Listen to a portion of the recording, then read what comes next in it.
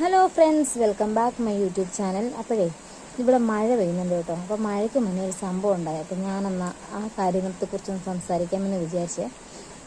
ഞാൻ മഴയ്ക്ക് മുന്നേ ഒരു പെങ്കൊച്ചോട് വന്നിട്ട് പറഞ്ഞു, ചേച്ചി എൻ്റെ 2 പപ്പടത്തിൻ്റെ പാക്കറ്റ് ഉണ്ട് ചേച്ചി, ഒന്ന് എടുക്കണം. ഞാൻ പറഞ്ഞു എനിക്ക് വേണ്ട മോളെന്ന്. ചേച്ചി എടുക്ക് ചേച്ചി, എൻ്റെ പിള്ളേർ അവിടെ ഒറ്റയ്ക്കേ ഉള്ളൂ, എനിക്ക് പെട്ടെന്ന് പോകണം ചേച്ചി, 2 എണ്ണം കൂടെ ഉള്ളൂ, ഞാൻ വേറെടുത്ത് ജോലി കഴിഞ്ഞിട്ട് വരുവാ ചേച്ചി എന്ന് പറഞ്ഞു.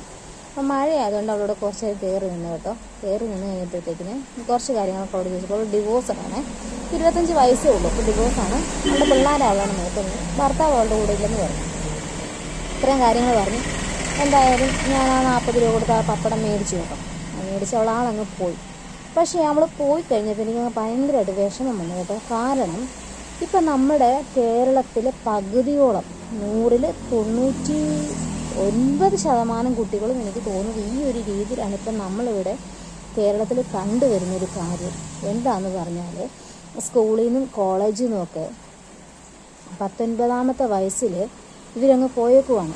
19-ാമത്തെ വയസ്സിൽ കല്യാണം കഴിഞ്ഞ് 20-ാമത്തെ വയസ്സിൽ പ്രഗ്നൻ്റായി, 21-ാമത്തെ വയസ്സിൽ കുഞ്ഞായി.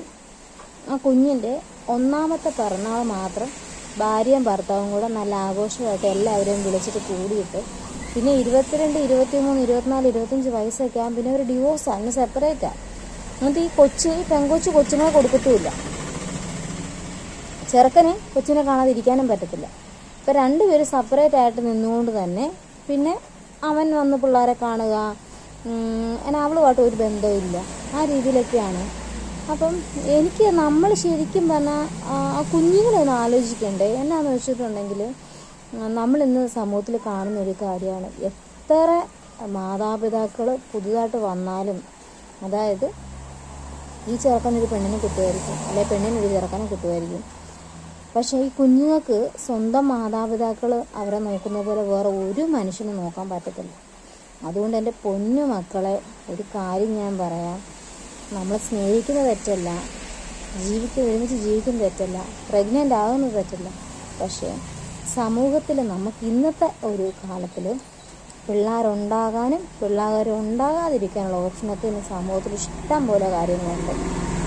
ദൈവത്തെ ഓർത്ത് നിങ്ങൾ 2 പേരും ഒരു 5 വർഷമെങ്കിലും ഒരുമിച്ച് ജീവിച്ചിട്ട് നിങ്ങൾക്ക് ഒരുമിച്ച് മുന്നോട്ട് പോകാൻ തയ്യാറാണെന്നുണ്ടെങ്കിൽ മാത്രം ഒരു കുഞ്ഞിനെക്കുറിച്ച് ചിന്തിക്കുകയാണ്. കാരണം നിങ്ങൾക്ക് സെപ്പറേറ്റ് ആയിട്ട് നിങ്ങൾ 2 പേരും ഇപ്പം പറഞ്ഞു, മറ്റേ കൊച്ചു പറഞ്ഞിട്ട് പോയത് സെപ്പറേറ്റ് ആയി, അവളുടെ മനസ്സിലെ വിഷമം അവൾക്ക് അറിയത്തുള്ളൂ.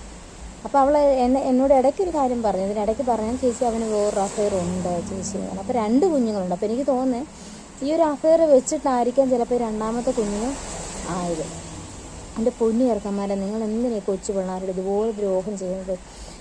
കുടുംബമായാൽ പ്രശ്നങ്ങൾ കാണും, വഴക്കും പിണക്കങ്ങളൊക്കെ കാണും.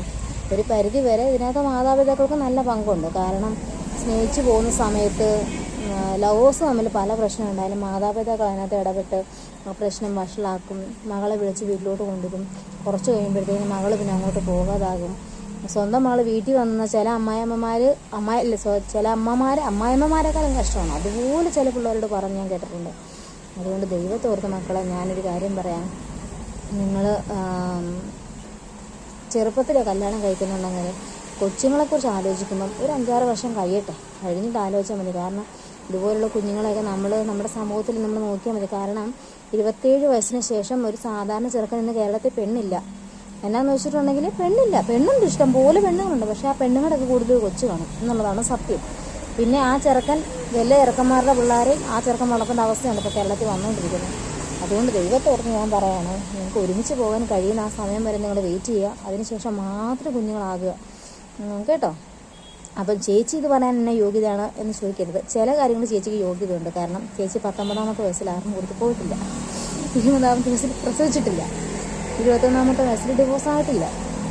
പിന്നെ എന്നതാ, എൻ്റെ ഭർത്താവിൻ്റെ 2 പിള്ളേരുമായിട്ട് ഞാനും എൻ്റെ ഭർത്താവും തന്നെയാണ് നോക്കുന്നത്. കാരണം ഞാനിത് പറയാൻ കാരണം ഇപ്പം നമ്മൾ കേൾക്കുമ്പോൾ നമ്മൾ പേഴ്സണലി അറിയാവുന്നൊരു കാണുമല്ലോ, ഇതൊക്കെ ഇത് പറയാൻ എന്താ യോഗ്യത, ഇവിടെ ഒളിച്ചോടി പോയതല്ലേ എന്ന് പറയാനവർക്കുള്ള മറുപടിയാണ് കേട്ടോ. അപ്പോൾ അതുകൊണ്ട് എൻ്റെ പൊന്നു മക്കളെ, നിങ്ങൾ കേൾക്കുന്നവരുണ്ട്, നമ്മൾ ദൈവത്തെ ഓർത്ത് കുഞ്ഞുങ്ങളൊക്കെ ആകുന്ന സമയത്ത് ഒന്ന് ശ്രദ്ധിക്കണം. കാരണം ഒരുമിച്ച് പോകണം. കൊച്ചുങ്ങളൊക്കെ ആയിക്കഴിഞ്ഞാൽ പിന്നെ എന്ത് പ്രശ്നം വന്നാലും ഒരുമിച്ച് തന്നെ പോകാൻ നോക്കണം കഴിവതും കേട്ടോ. ഇതാണ് ഇന്നത്തെ എനിക്ക് പറയാനുള്ള കാര്യം. എൻ്റെ വീഡിയോ ഇഷ്ടമായാൽ ലൈക്ക് ചെയ്യുക, മറക്കാതെ ചാനൽ സബ്സ്ക്രൈബ് ചെയ്യുക. Okay friends, by.